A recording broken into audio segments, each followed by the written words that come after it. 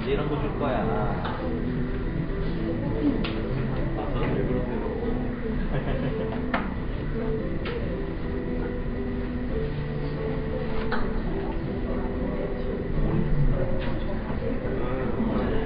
어제 안 나왔어요. 발견했어요.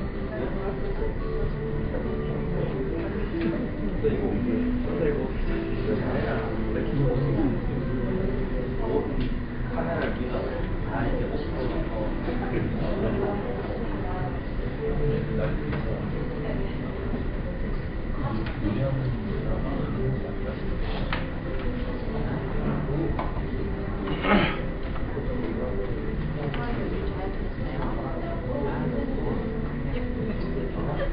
진짜 거짓말하고 2만 킬로칼로리 먹은 거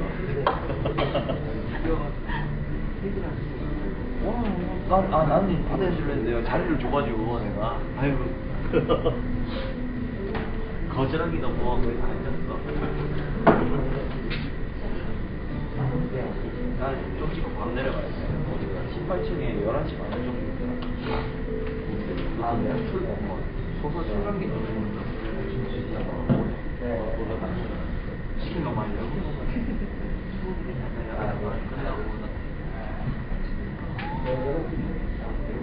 네, 저희 한국대중음악상 후보발표 기자회견을 시작하도록 하겠습니다. 추운 날씨에 이까지 와주신 기자 여러분들께 감사드리고요. 저희가 올해 이제 2004년부터 시작해서 11회 시상식을 준비하게 되었습니다. 오늘 기자회견에는 저희 선정위원장이신 김창남 위원장님, 그리고 선정위원이신 김현준 위원님, 김윤아 위원님, 박은선 위원님 이렇게 세 분이 참석을 해주셨습니다. 그 나눠드린 자료 순서에 따라서 기자회견 진행을 할 거고요. 마지막에 이제 질의응답은 받도록 하겠습니다. 그럼 이제 시작을 하겠습니다. 네, 안녕하세요. 선정위원장을 맡고 있는 김창남입니다. 조금 늦었지만 새해 인사드립니다. 다들 새해 복 많이 받으시고 건강하시기 바랍니다. 12회를 맡게 됐습니다. 저희가 작년에 10회를 맞아서 이런저런 부대 행사를 했습니다만 11회를 맞아 조금 더 앞으로 한국대중음악상이 미래지향으로 발전할 수 있기 위해서 여러분들의 많은 관심과 협조, 격려를 부탁드립니다. 올 11회 한국대중음악상 시상식은 2월 28일 홍대 앞에 있는 ES24 무브홀에서 진행이 됩니다. 끝까지 관심을 가져주시고 많은 홍보 부탁드립니다. 자세한 내용을 세 분 선정위원께서 말씀해 주시겠습니다. 네, 안녕하세요. 안녕하십니까. 박은선입니다. 올해 11회 한국대중음악상 시상식은 작은 변화들이 몇 가지가 있었습니다. 일단 전체 4개 분야 25개 부문에 걸쳐서 시상을 작년에는 했었는데요. 올해 TV 영화음악 부문을 폐지하면서 소부문이 24개로 줄어들었습니다. TV 영화음악 부문이 폐지된다고 해서 사운드 트랙에 대해서는 전혀 다루지 않겠다라는 것은 아니고요. 아직 국내에서 사운드 트랙이라는 부문의 영역이 조금은 상의 전체적인 성격에 미쳐볼 때 그 효과가 크지 않다라고 판단을 했고, 개별적인 TV 영화 작품 수록곡들 그리고 사운드 트랙 앨범들은 그것이 담고 있는 음악의 성격에 따라서 해당 장르 부문 소분과에서 적극적으로 반영하는 방식으로 바꿔나가기로 했습니다. 그래서 소부문이 하나가 줄었고요. 또 하나는 전체 선정위원 규모가 70명, 작년까지 70분이셨는데 올해는 64명으로 심사위원단 규모가 줄었습니다. 그동안 사실 대중음악상은 처음 시작된 이후 현재까지 선정위원단 규모나 시상 부문 자체를 전반적으로 확대해온 입장이었는데요. 작년 이제 10회 시상식을 마치고 여러 가지 지난 과정을 평가하면서 향후 저희가, 그러니까 과거 10년 동안 저희가 양적인 측면에서 한국 대중음악계의 현황 자체를 반영할 수 있는 시상식을 만들어 왔다면 앞으로는 그런 그 골자들을 바탕으로 해서 질적인 측면을 좀 더 강화하는 방향으로 움직이자라는 그 전체적인 의견 일치를 이뤘고, 그것이 선정연단 규모 그리고 시상 부문 축소에 1차적으로 영향을 미쳤습니다. 또한 11회 한국 대중음악상에서 사실상 가장 중요한 변화는 각 부문별, 분과별 심사 역량, 재량, 심사 재량의 강화에 있다고 얘기를 드려야 될 것 같습니다. 작년까지 한국대중음악상에서 선정위원은 2개 부문을 심사를 할 수 있었습니다. 2개 부문 심사하는데 장르의 제한은 없었죠. 그러니까 한 선정위원이 재즈, 크로스오버 부문, 재즈 부문의 심사와 락 부문의 심사, 이렇게 2가지 부문을 골라서 진행할 수 있었는데, 이럴 경우 이제 크로스오버적인 성향의 작품들이 표가 좀 분산되는 이런 부작용이 좀 생겨났었습니다. 그러니까 이 부분의 부작용을 줄이고, 그리고 분과별 이 협의 체계를 좀 더 단순하게 정비해서 심사의 효율성을 높이자라는 취지로 올해부터는 락, 모던 락의 분과가 하나가 형성되고, 팝, 그리고 댄스 일렉트로닉을 결합한 분과 하나, 그리고 힙합 앤 R&B 분과가 하나, 그리고 재즈와 크로스오버를 결합한 분과가 하나, 이렇게 4개 분과, 그러니까 또 이제 4개 분야라고 할 수 있죠. 4개 분야로 선정위원회 구성을 마쳤고, 그래서 좀 더 장르 부문의 심사를 강화했다라는 부분을 말씀드릴 수 있을 것 같습니다. 선정 과정이나 선정 절차에 대해서는 사실 여기 설명된, 소개된 대략적인 플로우 차트만 보셔도 충분히 아실 수 있을 것 같고요. 다만 이 과정 중에 아까 말씀드렸던 것처럼 분야별 심사 재량권을 강화했다라는 이런 변화가 있었다고 얘기를 드릴 것 같습니다. 네, 이상입니다. 네, 저는 선정위원을 맡고 있는 김유나라고 하고요. 저는 이제 장르 부문 후보들에 대해서 좀 소개를 해드리겠습니다. 아까 전에 그 박은석 위원님께서 말씀해주신 것처럼 영화음악 OST 부분을 제외하고는 지난해와 같은 분야들로 생각을 해주시면 되겠고요. 그리고 이제 지금 다 보도자료 가지고 있는 거 보셔서 아시겠지만 각 분야별로 이제 5장과 5곡의 음반과 음악들이 전부 이제 소개가 되어 있는데요. 그 중에서 조금 이제 눈에 띈다고 하시는 부분이라면 역시 개수가 아닐까 싶습니다. 각 분야를 보시면 이제 6개라든가 5개, 그러니까 원래 6개라든가 4개처럼 평균적으로 5개보다 좀 많거나 적은 부분들이 있는데요.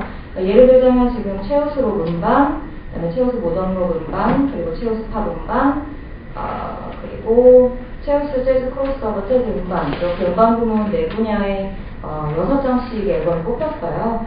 간단하게 보자면 이제 그 장르에 좋은 음반들이 되게 많이 나왔다고 생각을 해주시면 될 것 같고요. 그리고 최우수 댄스 앤 일렉트로닉 같은 경우에는 노래가 6곡이 들어있습니다. 이 부분은 좋은 노래가 나왔다고 생각을 해주시면 될 것 같아요. 그리고 같은 그 장르 분야에서 음반 쪽에 이제 4장의 음반만 올라가 있는데요. FX, 그랜체크, 샤이니, 솔타노 디스코 이렇게 4장입니다. 그렇다고 이 분야가 좀 소홀했다 그렇게 말한다기보다는 이 후보들이 다른 여타 후보들에 비해서 약간 비교우위가 높았다 그렇게 생각을 해주시면 될 것 같아요. 그리고 조금 더 특이사항이라면 이제 좀 상이한 두 분야에 같이 후보가 올라가 있는 후보들이 있어요. 팝과 모던록에 같이 올라가 있는 윤영배 씨가 있습니다. 우선 보시면 최우수 모던록 쪽에 이제 노래 2곡을 올리고 계시고요. 그리고 최우수 팝 같은 경우에는 장필순 씨가 맨맨 노래를 올리고 계시고 음반에는 또 모던록 쪽에 스니세븐이 올라가 있어요. 이런 경우에는 이제 노래에 있어서는 팝 장르에 가깝지만 음반에 있어서는 어떤 모던록 성향이 강하다 이런 식으로 저희가 각 노래나 음반에 대해서 분류해서 각각 기준을 정해서 저희가 후보에 올리고 있는 거고요. 그만큼 좀 다양한 스펙트럼을 가진 뮤지션들이라고 봐주시는 것도 좋을 것 같습니다. 네, 김현준입니다. 반갑습니다. 그 종합 분야는 장르 분야에 대한 후보들이 전체적으로 뽑힌 다음에 저희가 작업을 합니다. 그러니까 아까 박은섭 위원 얘기하신 것처럼 4개 분과를 통해서 각 소장르 부분의 음반 노래들 후보들이 먼저 결정이 되고 나서 일단 1차적으로 후보가 된 장르 분야에서 후보가 된 후보작들 혹은 후보들에 한해서 종합 분야에 대한 다른 분야의 후보를 또 뽑게 되죠. 그래서 구체적인 안들 보면은 첫 번째 요 장르 부분 그 앞선 페이지에 있는 올해의 음반, 그리고 올해의 노래, 올해의 음악인, 그리고 올해의 신인까지 4개의 카테고리를 갖고 있습니다. 저희가 한국대중음악상이 음반에 대한, 그러니까 앨범 단위의 어떤 작품에 대한 기준을 상당히 강조하고 있고, 그리고 물론 이제 시대적으로 보면은 아무래도 싱글의 컨셉이 좀 더 강해지고 있는 추세이기는 하지만은 음악인들의 입장에서 하나의 EP 이상의 작품들, 그러니까 5곡 이상, 그리고 35분 전체 러닝타임 이상의 작품들이 갖고 있는 어떤 통일성이나 구성미 등에서 신경을 아직도 많이 쓰고 있기도 하죠. 그것이 음악의 어떤 전통이기도 하고요. 그래서 올해 음반이 갖고 있는 어떤 위상은 사실 한국 대중음악상의 가장 좀 뭐랄까요, 속된 표현으로 얘기하면 가장 큰 상이라고 볼 수 있을 것 같습니다. 그래서 저희가 가장 항상 매년 많은 토론과 논의를 거치게 되는 최종 선정 과정에서 그런 부분이기도 합니다. 보시다시피 올해의 음반 5장의 앨범이 올라와 있고, 그리고 올해의 노래는 역시 싱글 컨셉입니다. 그래서 올해의 노래에도 5곡의 노래들이 후보로 올라와 있습니다. 올해 음악인 같은 경우는 글쎄요, 그 매체에 계신 분들도 항상 그 어떤 기준이나 그런 부분에서 좀 궁금해하시는 분들이 많이 있는데, 사실 올해의 음악, 그러니까 올해의 음반이나 올해의 노래는 기준이 명료하다고 볼 수 있을 겁니다. 상대적으로 올해의 음악인 같은 경우는 기준이 그때그때 작품이나 후보에 따라서 약간 어떤 부분이 좀 더 강세고 그런 부분이 있을 겁니다. 그런데 활동 자체가 상당히 많지는 않았으나 작품이 가지고 있는 어떤 성과라든가 그것이 워낙 압도적이어서 올라오게 된 경우도 있고, 반대로 기본적으로 작품이 어느 정도 수준 이상의 좋은 작품이라는 기준을 갖고 있지만 활동 자체가 워낙 발목할 만해서 올라온 경우도 있습니다. 그래서 올해의 음악인의 경우는 때로는 작품성, 때로는 활동 어떤 심도 있는 활동 반경 등등이 같이 적용이 돼서 최종적으로 후보가 뽑히게 되겠죠. 올해 신인 같은 경우도 이 경우도 역시 저희가 최종적으로 적용하게 되는 기준은 음반입니다. 그러니까 음반의 발표 자체가 플랜스로 하나의 정규 앨범으로 발표된 이상의 경우를 얘기를 하고, 종종 보면은 우리나라 음악계에서 예전에 후보로 올랐던 멤버가 포함이 되어 있는 밴드가 없지 않아 있는 경우가 있어요. 그래서 어느 밴드에서 베이스를 연주하는 누가 예전에 이미 활동을 했었다든지 등등의 것들도 같이 고려가 되는데, 다만 이 부분은 있습니다. 그래서 예전에 한국대중음악상 후보로 올랐던 경력이 있는 작품에 멤버가 포함되어 있는 경우는 배제를 합니다. 그래서 그야말로 올해의 신인은 지난 1년 동안 발표된 작품들이 에서 이러한 신인의 기준에 맞는 경우만 하나는 경우시죠. 종종 이제 매년 이 질문 하시는 분들도 꽤 있었는데, 저희가 심사 기준을 잡는 기간은 재작년 12월 1일부터 작년 11월 말까지입니다. 그러니까 바꿔 말씀드리면은 이런 질문 아마 하실 수 있을 것 같아요. 작년에 12월 초에 발표되었던 들국화의 앨범은 왜 없는가? 라고 얘기하실 분이 있을 수도 있습니다. 그런데 그 기준은 11월 말까지 공식적으로 발표된 것을 기준 삼기 때문에 그렇기 때문에 그런 이유에서 빠진 것이라고 볼 수 있겠죠. 그래서 재작년 12월 1일부터 작년 11월 말, 11월 30일까지 발표된 작품들을 기준 삼고 있다는 걸 말씀드리겠습니다. 끝으로 저희가 장르 분야, 그리고 종합 분야, 그리고 특별 분야를 또 따로 선정을 하고 있는데, 특별 분야는 선정위원 특별상과 그리고 공로상 2개 부문이 있습니다. 선정위원 특별상의 경우는 저희가 최종 수상자 결정회의 때 결정을 하게 되기 때문에 아직은 그림이 크게 그려져 있지 않은 상태이지만은 선정위원들이 따로 뽑은 공로상의 경우는 이미 오늘 이 자리에서 발표를 하게 되는 것입니다. 이번 올해의 공로상을 받으시는 분은 재즈 보컬리스트 박서면 선생님이십니다. 몇 년 전에 재즈 이론가이면서 또 교육가로도 아주 명성을 떨치고 계셨던 평생도록 그러셨던 이판원 선생님께서 재즈 쪽에서 상을 받으신 적이 있는데 몇 년 지나지 않아서 저는 개인적으로는 이제 재즈 쪽에 헌신하고 있는 사람이기 때문에 특히 기쁘게 생각하기도 합니다만 어쨌든 재즈 보컬리스트 박서면 선생은 아직도 현역에 계시면서 재즈 클럽 야누스를 운영을 직접 해오고 계시고 재즈 클럽 야누스가 이제 35년이 흘렀기 때문에 그 자체가 한국 재즈의 역사에서 상당히 높은 위상을 차지하는 존재이기도 합니다. 그리고 70이 넘으신 나이에도 아직도 현역에서 클럽 무대를 계속 갖고 계시고요.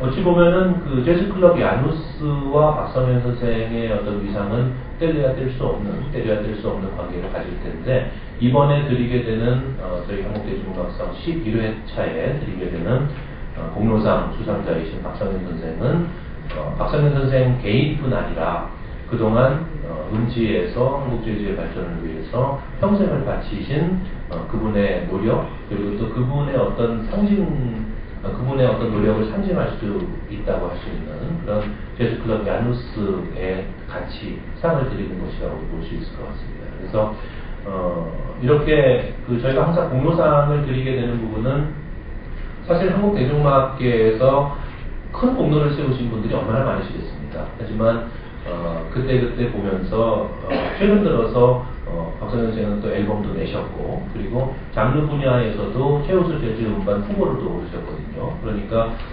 이런 경우는 처음인 것 같아요. 그러니까 현역으로 계시면서 새 앨범을 발표를 하셨으면서 저희는 그건 별도대로 또 평가를 하고 높이 사지만 그건 못지않게 평생토록 해오신 공로상을 드린다는 의미가 있겠죠. 그래서 저희가 드리는 공로상은 그때그때 어떤 시류의 흐름도 물론 파악을 하지만 평생 공로상의 의미가 조금 더 가미가 되어 있습니다. 그래서 박서면 선생에 대해서 많은 보도도 부탁드립니다. 여기까지입니다. 네, 그리고 이제 장르 분야와 종합 분야를 합해서 가장 최대 부문에 노미네이트 되어 있는 후보들이 있는데요. 우선 가장 많은 부문이 5개 부문에 이제 후보로 올라가 있는 뮤지션이 장필순 씨입니다. 그리고 이분은 올해 음반, 올해 노래, 올해 음악인, 그리고 최우수 모던록 음반, 최우수 팝 노래 이렇게 좀 다양한 장르와 분야에 노미네이트가 되었고요. 그리고 4개 부문에는 총 3분이 이름을 올리셨는데요. 윤영배, 이승열, 그리고 조용필 이렇게 3 후보입니다. 그리고 3개 부문에는 옐로우 몬스터즈, 자이언티, 김옥희, 나윤선 높은 라디오, 선우정아 엑소 이렇게 좀 다양한 장르에, 그리고 신인 팀도 4팀이나 포함이 되어 있어요. 그래서 굉장히 좀 고무적으로 볼만한 그런 부분이 아닌가 하는 생각이 듭니다. 네, 이상입니다. 저희 후보들은요, 장르 부문의 후보가 되시면 자동으로 네티즌이 뽑은 올해의 음악인 후보가 되시기 때문에 방금 이제 다가난 후보들을 말씀하신 네티즌은 뺀 숫자를 말씀을 드렸습니다. 참고해 주시기 바라고요. 혹시 질문이 있으실 것 같은데 질문을 좀 받아보도록 하겠습니다.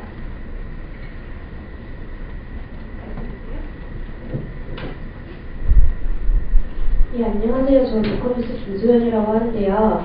여기 심사하는데 이렇게 선정 과정을 보니까 거의 장르별로 후보를 추천을 하고 투표를 하고 이 과정으로 이렇게 후보가 선정이 된 것 같아요. 근데 후보들이 딱 보면은 이 후보들이 막상 정말 추천으로만 된 건지 아니면 다른 기준이 있었던 건지 그 후보들을 거르는 과정에서도 이렇게 후보 추천을 받는 과정에서 어떤 것들을 받는지도 궁금합니다. 후보 추천의 어떤 기준은 글쎄요, 가장 애매한 답변이라고 생각하실 수도 있을 것 같긴 한데, 음악 자체라고 볼 수 있을 것 같아요. 그러니까 예컨대 저희는 판매량이라든지, 방송 횟수라든지, 그런 것들에 대한 기준은 반영하지 않습니다. 그래서 그렇기 때문에 상대적으로 대중들에게 좀 덜 알려진 작품이 저희 한국대중음악상에는 항상 언제나 후보로 많이 올라온 경우를 보셨을 것 같은데 이번에도 마찬가지입니다. 그러니까 기본적으로 앨범을 혹은 곡들을 공식적으로 유통한 사람들 혹은 그 작품들이라면 누구든 대상이 되고, 그리고 저희가 아까 말씀드렸던 것처럼 재작년 12월 1일부터 작년 11월 30일까지 발표된 모든 작품을 리스트를 놓고 심사를 합니다. 그래서 그 평가의 기간이, 그래서 저희가 1차 장르 후보를 뽑는 과정에 가장 많은 시간을 투자를 하고, 그러니까 그렇기 때문에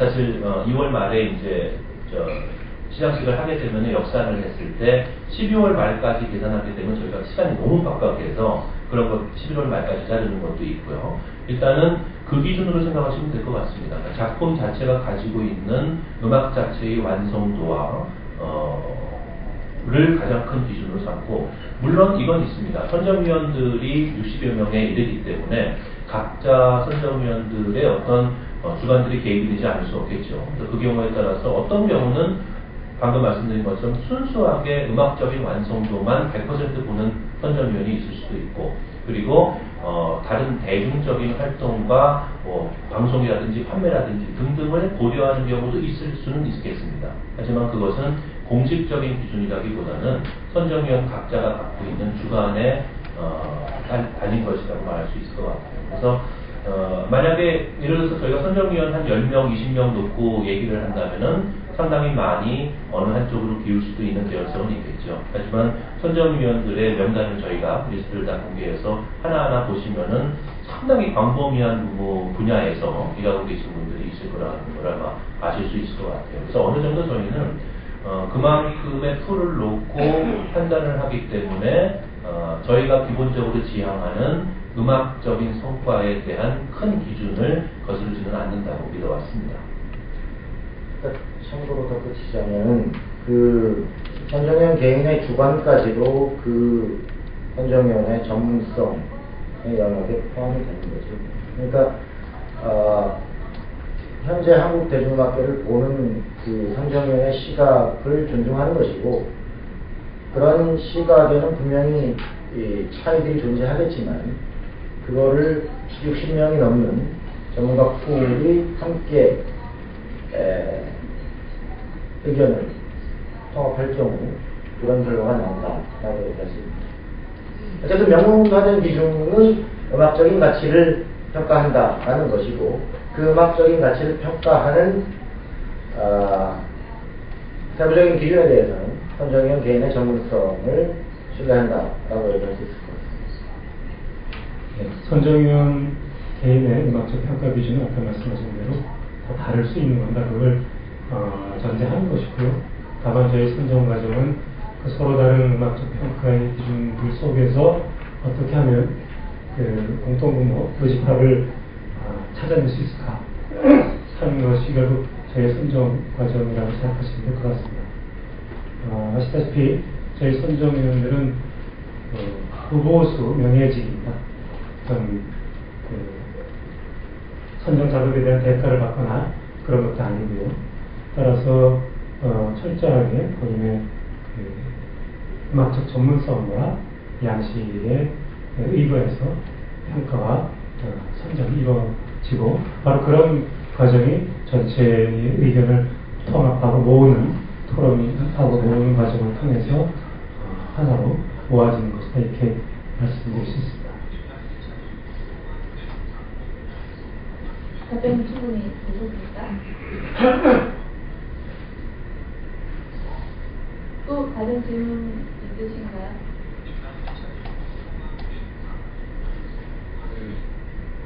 올해 후보 보면 그 3개의 후보는, 그러니까 올해 후보 보면은 아까 말씀하신 전 세계 부문 후보자가 뭐 엑소 저희가 굉장히 많잖아요. 일곱 팀인데 이렇게 좀 이 세계 부문 후보자가 많은 이유가 있다면 어떻게 보실까요?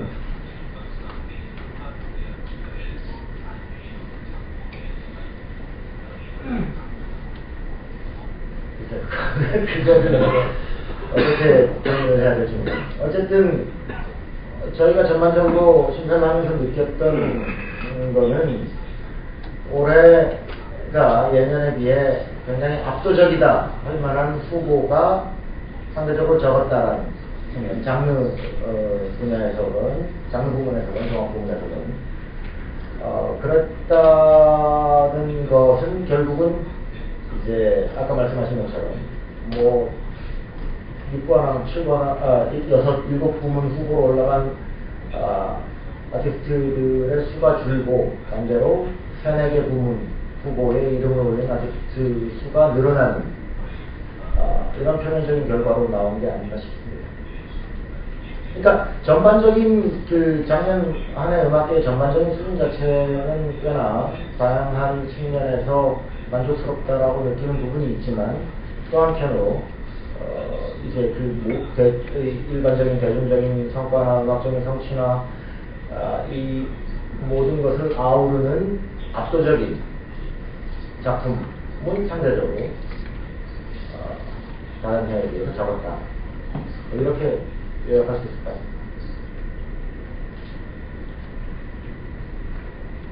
그리고 이제 막간에 잠깐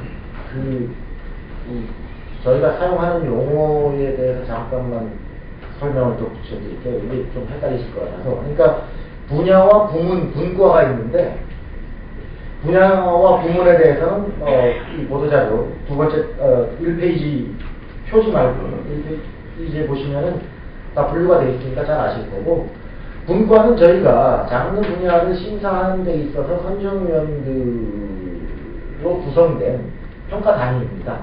그래서 아까 잠깐 언급해드렸던 것처럼 락과 모던 락 분과 분야를 묶어서 하나의 분과로 삼고 있고요.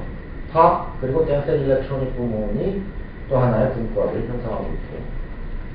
락 힙합 부문과 R&B 소울 부문을 결합해서 또 하나의 분과, 그리고 재즈 앤 크로서 부문이 또 하나의 분과, 이렇게 분과는 4개가 운영되고 있습니다. 그래서 부문, 분야, 부문, 분과. 근데 저희가 가끔 얘기할 때는 헷갈리는데 나중에 기사 쓰실 때 참고하시기 바라겠습니다.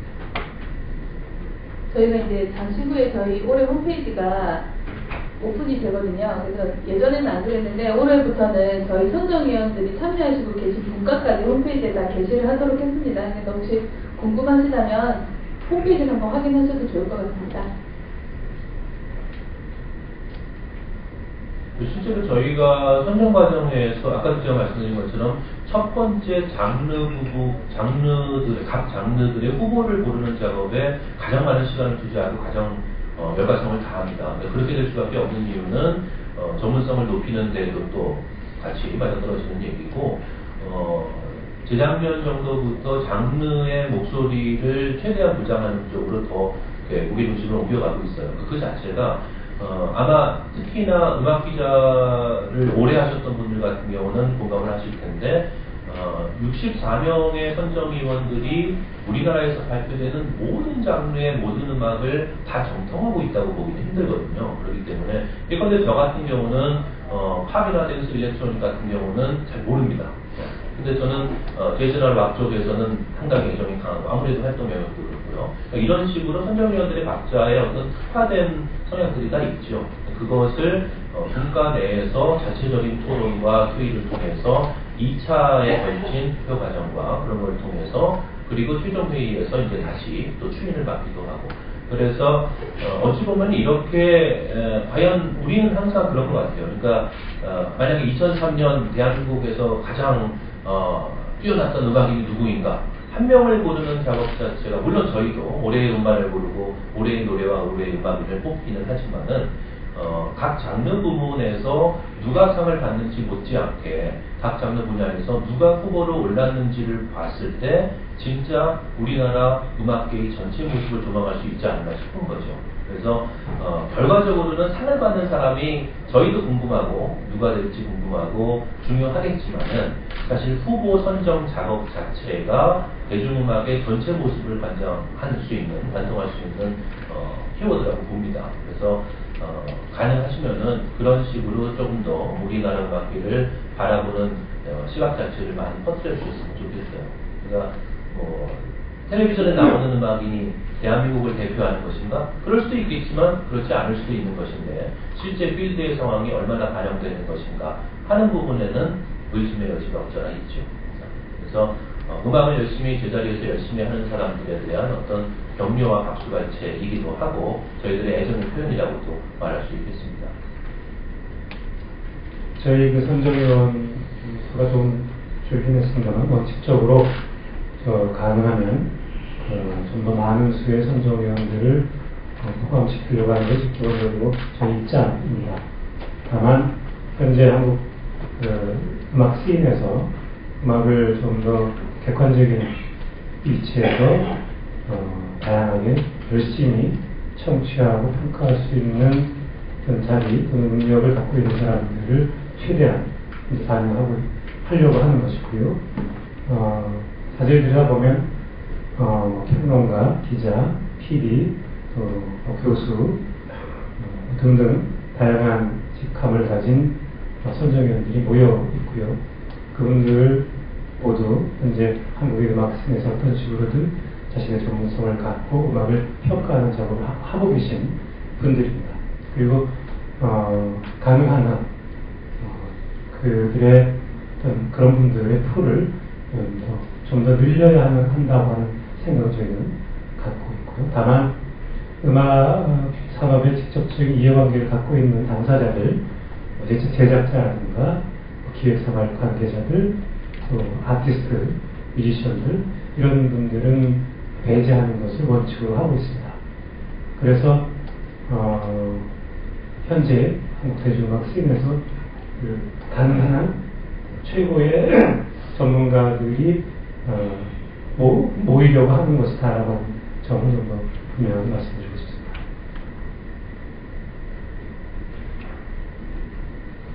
또 질문 있으실까요?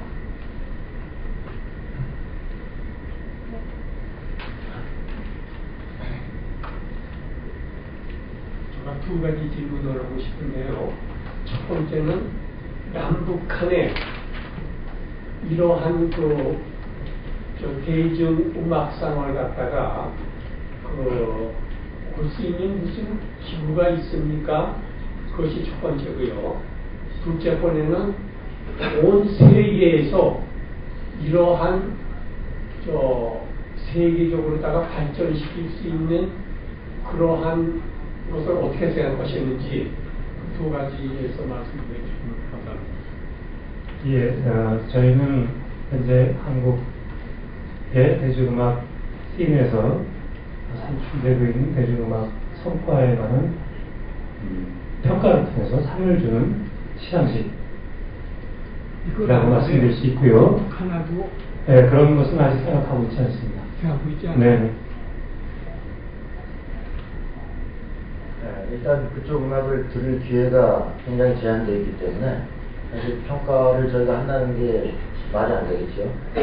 아니 이제 조용필 가수들은 북한도 가서 그렇게 대인기를 갖다 받았고 그렇기 때문에 그러한 데도 이제는 시간적으로나 모든 것이 되지 않았습니까?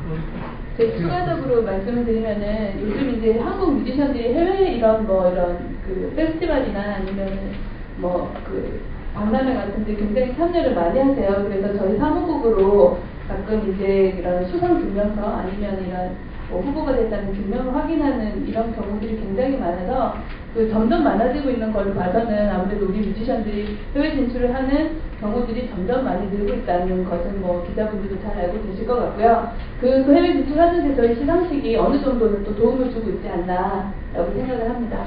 네, 그리고 뭐 다른 나라는 모르겠는데 요즘 같은 분위기에 북한하고는 좀 힘들 것 같습니다. 어쨌든 지금 이제 10년을 넘어서 이 시상식이 진행되면서 적어도 이 땅에서 진지하게 자신의 음악을 생각하면서 하고 있는 많은 아티스트, 뮤지션들이 적어도 한국 대중음악상에 노미네이트되고 상을 받는 것이 굉장히 기쁘고 또한 자신들의 음악적 성과를 평가받는 일이라고 하는 어떤 공감대는 형성되고 있다는 생각이 들고요. 바로 그런 면에서 저희 대중음악상이 이 지속되고 있는 것에 일종의 하나의 자부심을 갖게 되기도 합니다.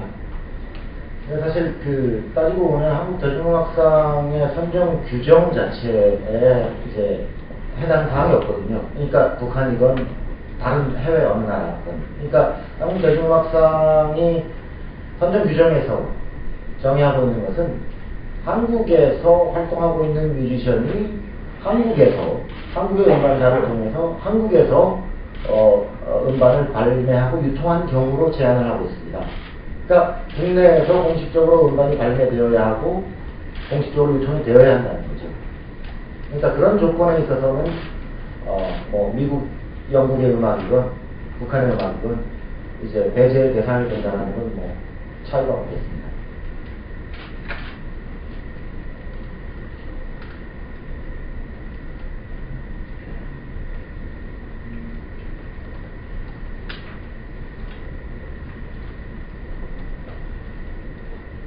또 질문 있으신가요?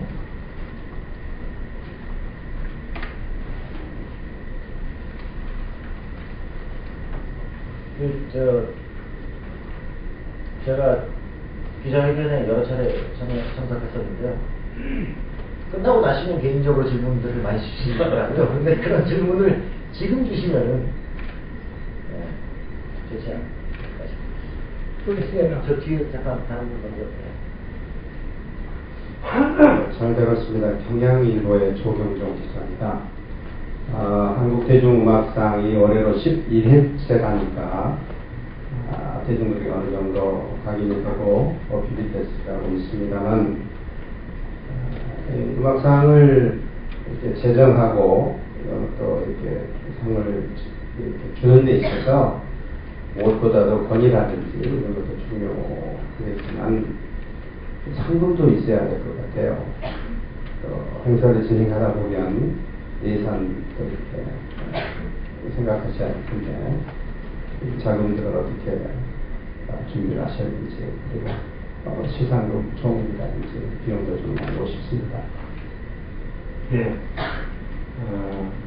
저희가 지금까지 상금은 못 드리고 있고요. 다만 이 대중음악상이라고 하는 그 타이틀에 대한 명예만이 유일하게 수상자들에게 주어지는 것입니다. 그건 뭐 저희가 갖고 있는 예산이 없기 때문에 어쩔 수 없고요. 그래서 매년 스폰서를 구해서 시상식을 어렵게 진행을 합니다.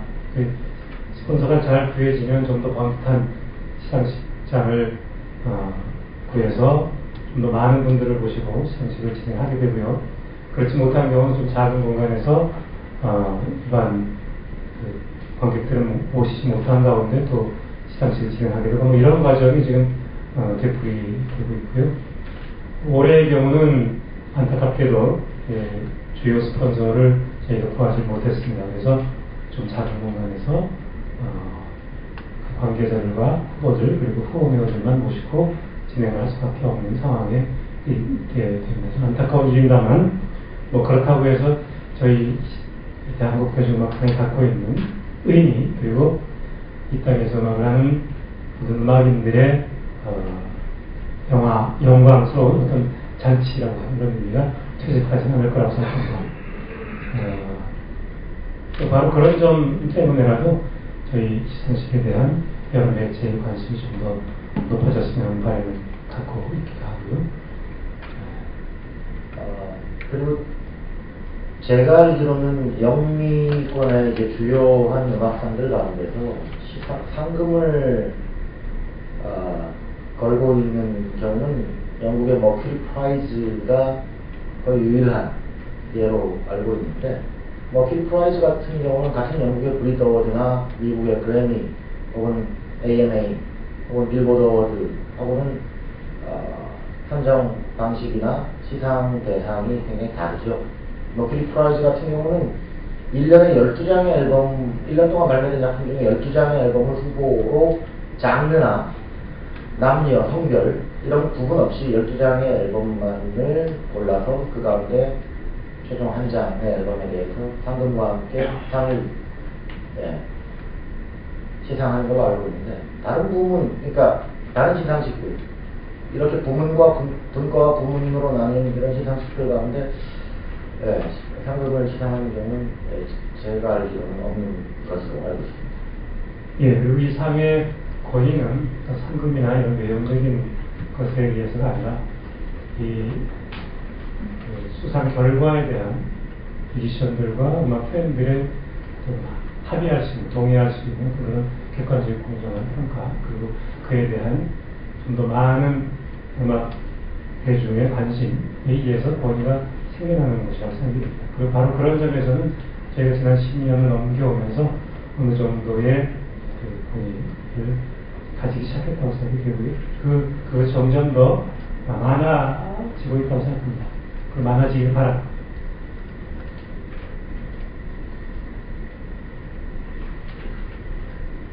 아까 혹시 손 드셨던 기자님이 있으셨어요? 앞쪽에?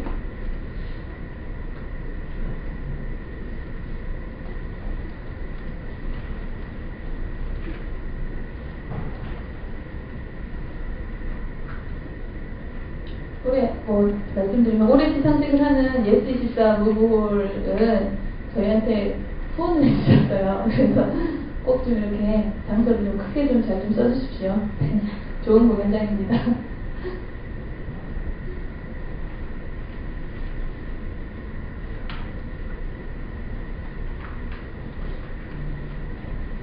아까 그 OST를 이제 올해 제외를 했다고 했잖아요. 근데 그런 어떤 선정, 이렇게 참여에는 이제 장르 부문에서 그거를 소화를 하겠다고 하셨는데, 그러면 올해 이제 평가를 했을 때 그런 쪽에서 어떤 평가를 받을 만한 작품이 없었던 거예요? 그건 아닙니다. 왜냐면은 실제로 구체적인 심사에 들어가기 전에 지난해에 시상식을 끝내고 올해 시상식 부문 그리고 진행 방식을 이제 이미 정해놓고 시작을 했기 때문에 사실상 올해의 그 심사를 하다가 TV 영화음악 부문에 변변한 작품이 없으니 올해 폐지하자 이렇게 된 게 아니고요. 작년 10회 시상식을 끝내고 저희가 평가 결산 회의를 하면서 이제 시상식에 대한 이제 시상식이 향후에 나아갈 바에 대한 새로운 방향을 모색하는 과정 중에 이 문제에 관해서 이 부문에 관해서 문제가 제기되었고 그 문제에 대해서 다수 선정위원이 동의를 해서 폐지하는 걸로 결정이 된 겁니다. 그러니까 올해는 아예 TV 영화 음악 부문에 대해서 심사를 시작하지도 않았던 거죠. 말씀드린 것처럼 각 장르 쪽에서 이제 그것까지 아울러서 기본적인 장르 후보를 결정하는 과정에서 평가가 이것저것 들었으면 좋겠습니다. 그러니까 이런 문제가 생기더라고요. OST, 그러니까 TV 영화 음악을 다룰 경우 사실 클래식 음악을 사용하는 경우, 그러니까 주로 오리지널 스코어 앨범, 저희가 주로 이제 이 부문에서 평가하고 싶었던 것은 극중의 삽입곡들을 모아놓은 컴필레이션이 아니라 오리지널 스코어나 완전히 그 작품만을 위해, 그 영상 작품만을 위해서 창작된 음반을 평가하고 싶었던 것인데, 그럴 경우 이제 클래식 음악을 사용한다거나 아니면 클래식 음악에 준하는 방법론을 적용하는 이런 창작 음악들 같은 경우는 저희가 심사를 하는 이 음악적인 바운더리에서 벗어나는 경우가 되거든요. 그래서 그런 작품들까지 빼놓고 다시 심사를 하기에는 이 후보의 풀이 굉장히 적은 거죠.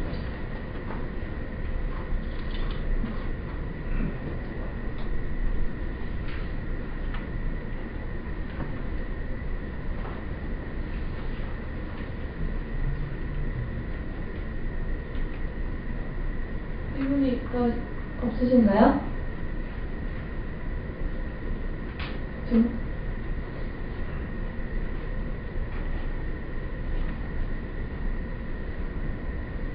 최근에 BC 인사이드 같은 이런 팬 갤러리 같은 사이트 보면은 한국대중음악상 지금 신인 후보에도 나 있는데 로큰롤 라디오 가 있는데요. 그 멤버 중에 한 명이 선정위원장과 부자 관계다라는 게 좀 약간 논란이 됐었어요. 그러니까 이거 도둑이하게 이렇게 된 것 같은데 혹시 뭐 이런 게 좀 심사에 영향을 미칠 수 않을까 하는 염려도 있는 것 같은데 거기에 대한 말씀 부탁드립니다.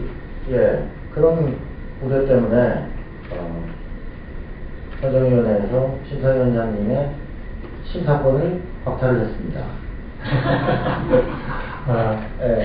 이거 약간 좀 너무 세게 얘기했나요? 그러니까 선정위원장님은 선정회의를 주재하시는 역할만 하시고 실제 투표 심사에 참여를 하지 않으셨다는 점. 그래서 그런 부분이 심사에 영향을 미칠 가능성을 원천적으로 배제하고자 저희가 노력했다는 점이 하나 있고요. 또 하나는 주변에 개인적으로 음악 담당 기자분들이시니까 주변에 개인적으로 아는 평론가들이나 그런 분들이 있으실 텐데 그분들 고집이 있습니다. 뭐 누가 말한다고 친하다고 이렇게 들을 사람들이 아니죠. 그러니까 그 부분에 대해서는 저희 내부적으로 전혀 어떤 문제가 제기된 적이 없고 문제가 될 것도 없으리라고 보는 입장입니다. 추가적으로 정확히 말씀드리면 선정위원장님은 장르 부문 후보 결정에서 최종 수상자 결정까지 여태까지 계속해서 올해만 그런 것이 아니었고 투표를 하지 않으셨어요. 그러니까 행정 담당을 하시는 분이다 라고 생각을 하시면 될 것 같습니다. 실제로 후보 선정이든 수상작 선정이든 그거는 선정위원들에게 위임된 건 아닙니다. 방금 박은석 씨가 얘기했지만 이 음악 전문적으로 음악 좋아하고 듣는 평론하는 사람들이 남의 말 잘 안 듣습니다. 제가 이 선정위원으로서 선정위원장으로서 그동안 가장 힘들었던 게 바로 이 고집센 사람들의 의견을 조율하는 거였거든요. 그래서 그리고 이분들이 굉장히 조감도 강하고 굉장히 공정한 분들입니다. 그래서 그런 문제가 선정 과정에 영향을 끼쳤다고 생각하지 않고요. 그리고 말씀드린 대로 저는 투표 과정에 참여하지 않았고 이번 선정 과정에서 특히 앞으로도 하지 않을 생각입니다. 혹시라도 그에 관한 문제 제기가 있을 것이 염려가 돼서 미리 말씀드립니다. 그리고 제가 로큰롤 라디오 멤버들에게 들은 바에 의하면 선정위원장님이 그닥 높게 평가하지 않으셨다는 해당 앨범을 뭐 그런 얘기도 들은 적이 있습니다.